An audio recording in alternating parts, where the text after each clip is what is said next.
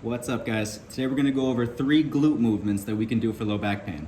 Now, I've been posting a few different videos on mobility movements, core, strength, and one question I've had is kind of where they fit in. So I quickly wanted to review just the typical rehab protocol and when you would do each of the movements. So I hope you can see this.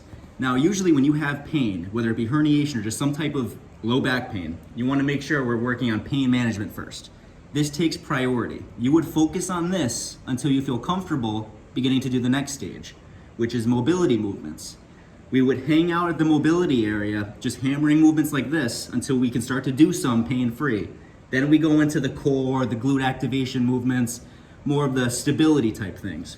Same thing, we stay there until we start to feel comfortable, then we start patterning the movements and trying to strengthen up those patterns. So this is the order that you would want to do. So when you're looking at videos and they say strength movements, you wouldn't do those until you have progressed to that point. Same thing with core movements. Make sure that mobility is pain-free first, all right? So this core, this glute activation, this is where it goes. So you should have relatively low pain, or below a 4 out of 10, and you can do a good amount of mobility exercises below a 4 out of 10 pain, all right? So glute exercise number 1, the prone hip extension. I'm lying face down. I'm gonna squeeze my left butt cheek, raise my leg, then switch.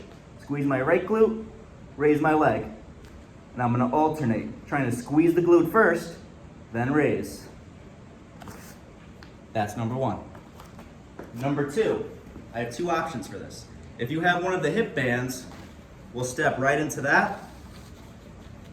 Shoulder width stance, and I'm gonna drive my knees out. Now this movement is butchered a lot. The goal of it is to train this external rotation, and we want to walk. But when I take a step, I don't want this knee to cave in. That defeats the purpose. So I'm driving both knees out, keeping them out as I begin to take small steps.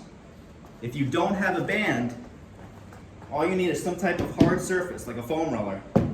Step in, and all I'm doing is pressing my knee into the foam roller. Relax. Pressing in, relax. Last movement. There's 2 options because I've already done this one before. It's the standing march. I tighten up my body, drive one knee up and squeeze the glute. Then back down and switch. We're making sure our pelvis isn't falling all over the place. To progress this, kick that leg back, same arm forward, stand. Perfect. All right, guys. Let me know if you need any help or have any questions or what you want me to post next. Thanks.